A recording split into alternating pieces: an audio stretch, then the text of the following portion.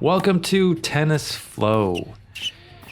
This is some of my live thoughts and reactions to a bit of my playing footage that I have that aren't necessarily tournaments or actual matches. And so a bit of stream of consciousness, get to go over some of my playing and how I'm looking, how I'm feeling, my thoughts, what I want to work on, etc., etc. So this is our summer edition.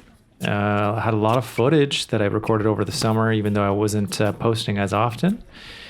And I have a bunch of players that I've kind of collated together here and been able to mix together a Tennis Flow video session. So yeah, up first we have this first, I think it was the first of my summer hits here.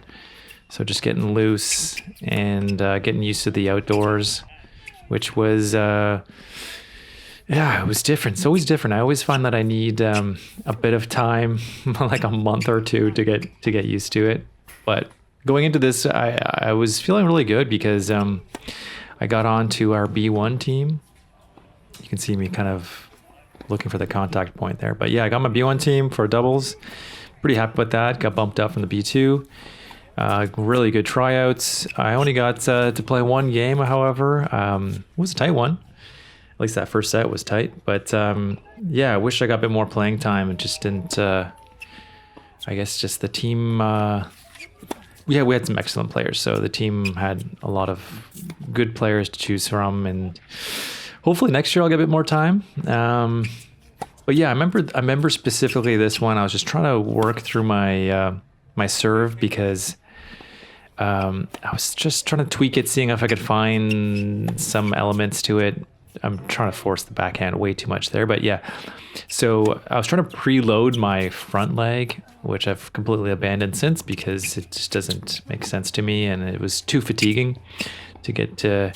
I think I was trying to emulate Jordan Thompson. I think he's either an American or or an Aussie. I forget. I think he's Aussie. And he just kind of really preloads before he gets into that toss, and it wasn't for me. I tried a few weeks like that. It just wasn't getting the result or the effortless kind of pop that I thought I was going to get. This is our club in the summer. We have five hard true and five hard, which is pretty nice for Toronto. It's pretty rare to see a combination like that and that many courts. And this specific hitting session was probably my best and cleanest I've done all summer. I remember just seeing the ball very well. And what I was working on specifically here was up back stay. Actually, two things. It was up back stay, which I'm starting to really use a lot more. And I don't know if you guys know Sky Kim from Road to Pro. RP Tennis, I think it's called, on YouTube. But he was talking about on the forehand how terrible backhand slices I was doing that day. But yeah, on the forehand, you need to release that wrist a little bit. It shouldn't be locked in guiding up the back of the ball, which I do a lot. And I think it's an ingrained habit that I've been trying to shake because you just lose easy power on that shot. It should just kind of come a little bit more fluidly. So a lot of things I've been working on since then are initiating from the hip because I've been arming the ball a lot and giving some a bit more spacing as well as releasing that wrist at contact. And it's been interesting learnings. It's just tough because I'm not on court as much as I want to be. That was fucking great. I don't usually get those kind of balls. I'm just not on court enough to help my muscles memorize this stuff. So it just takes so much longer, especially at my age, which kind of sucks because I want to be able to, my mind and my heart wants to be so much better than I am, if that makes sense. And you can only do what your body handles, and right now I'm injured, so that's why I've been posting also a lot less, because my rotator cuff's been giving me issues, but on the mend. So I have a lot of footage to kind of go through and just see where I have some deficiencies where I can improve. Backhand is definitely a weakness, especially that partner there exposes it quite well. I just don't prep enough. I don't give myself that space. And then if my slice is not working like it wasn't, it's just not giving myself any time. And this is over in France. My friend that I made an acquaintance over there, and every time I go back, I get to play him, and he's a good guy to play with. He's got a lot of good strengths that he'll pull out. Just a fun hit. And for some reason in this indoor facility, I play so well. Like I mean, at least my serves, I play really well. It's just some of the cleanest serves I hit, and I don't know what it is. Maybe it's just the background. I'm able to see or hear maybe the balls better because there is a lot of reverberation. So yeah, everything's just fun about this in this facility. But yeah, so here we're playing a tie break. It's usually pretty tight. I think I blew this one open. This first meeting that we had, I was pretty jet lagged. Some nice little city pass kind of shank. But yeah, my serve just cracks in this building, which doesn't usually do. So I don't know what it is. Maybe just I'm seeing everything clearer.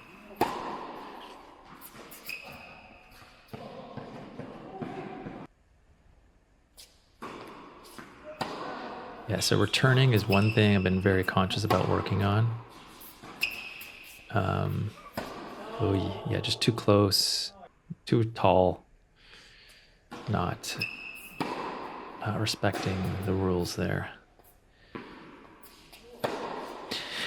So it's interesting. I've the shot I hated the most, like the low short ball kind of approach, or even just like that short ball that I used to struggle so much with it.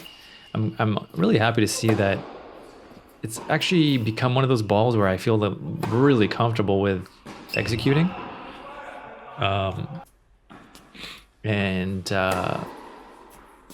It's just become another tool in the tool belt type of thing where I know I can count on myself to hit either like a good either attacking ball back or at minimum like a neutral ball, so I can just stay in that rally to keep going. But yeah, attacking it as much as I can because it is that short ball, and taking advantage of that situation. So this is our subsequent hit, and yeah, my backhand looks really good on these. I don't know what I'm doing differently, but my backhand right now I've been kind of a little frustrated with.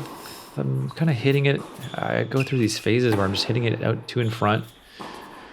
But my take back, I'm noticing that I'm not getting like an easy access to that backhand. Oh yeah, that's a good shot. So what I've noticed is if I just pull it a little bit more with my left hand, I get a little bit more like an elastic band effect. It becomes just a little easier to shoot out. So I've been kind of trying to dial that in, and then again, just keeping the head steady. Nice shot, nice finish. See, those are the approach shots that I've been working on that I'm just happy that I can capitalize on instead of overshooting those or just trying to go for too much. But yeah, so yeah, backhand and forehand have been in the works. Let's see. I just play that one back. It's a deadly net chord. It's just like a buzz. I think it was metal, so it just like buzzes and kind of kills the ball. And my parents-in-law, I keep these shoes over at their house. It's some the Nike. Ooh, yo. Yeah, you know what's interesting about that one is that I've also been trying to be a little bit more aggressive on my forehand because my fitness coach was watching some of my footage, and he was telling me, you're kind of just playing a rally ball, just staying within it, and they're the ones that kind of pushing you around. He's like, I want to see you more level out some of those shots and just put a bit more, flatten them out and and kind of just put more pace behind them because you can, instead of just giving them that safe shot. So for me, it's been trying to find that fine balance between topspin and you know, making sure it still has some oomph to it. But whenever I do, I'm very surprised of myself. I'm like, oh man, that's all I had to do to get that point going was just add a bit more weight behind it. And so for me, a lot of that requires to have the proper mechanics already at play. So if I'm not, you know, prepping, using the hips, giving myself the space, then there's no chance that I can get that proper execution from that shot. And here, this session, we're playing again. This is just outside from the facility, so you can kind of see it on the right there. And I remember I tweaked my back before this at the gym, so I might look a little laboring in terms of movement, and you can kind of see. Oh yeah, you can kind of see in some of that approaches. I was just kind of. I don't look very mobile, so to speak. But yeah, this was after actually I got back from. Was this after? Yeah, this was after I got back from Spain, where I had that coaching lesson. Yeah, exactly. So you can see I was trying my kick serve there for the very first time after having that lesson, and that's actually what messed with my rotator cuff. Not that I was doing it wrong, or maybe I was, but like it just feels like, apparently it just puts a lot more pressure. Those slice and kick serves on the shoulder muscles. So yeah, just overuse, and I had a tournament which I will post next or soon. That tournament it was a grueling match. I won't give away too much, but it was 2 hours or so. And yeah, it just took it's just sapped a lot of my energy, and I think I might just have pushed too much. Yeah, you can see me trying it there. It wasn't super executed, but honestly, I'm very happy with where it was getting to. In terms of for someone that's, I see that, you can tell I was just like hurting there. But for someone that never had a kick serve before and has like a semi decent reliable, something that doesn't really kick yet, but it'll get there. And this is my other buddy, my closest friend, who moved to France, and we get a hit usually every once a year again. We used to hit all the time a few years ago when he was still living here.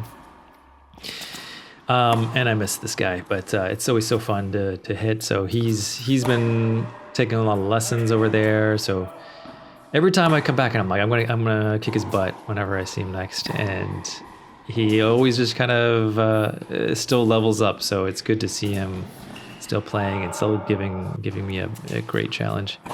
And before anyone says anything, yeah, he's got gloves on. He's got a skin condition, so he's been dealing with that, unfortunately. So he can't play without a glove. He's not that one guy on Instagram who's just super annoying playing with that glove, but yeah, you know, it's funny. I've been watching a lot of my footage myself, and I've noticed I've been running around my backhand a decent amount. Maybe I have time, or I think I have time, but it's not something I do consciously. It just maybe I just feel stronger in that moment. So I don't know if that's a good or bad thing. Maybe someone can let me know if they're watching.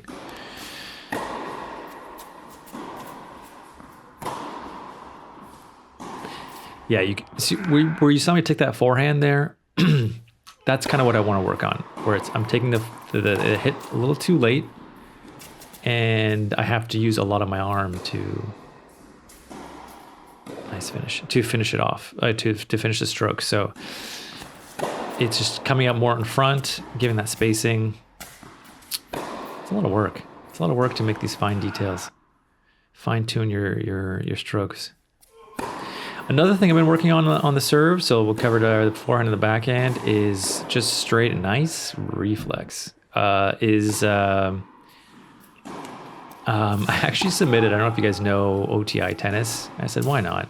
They're having a promotion. Let's see what they can say. Give them my serve, because I never get a good enough feedback from coaches here about what to do my serve. Everyone has like something different, but it's never like the details that I'm looking for. I'm looking for someone that can really break down my serve. And we switched from tiebreak to, I think, just rally points here. So I submitted to him, and he was saying, my tossing arm isn't straight enough. It should be really straight and kind of hanging there. And my hitting arm, I'm making contact too low. So he wants me a little higher up, so I don't have that bent elbow.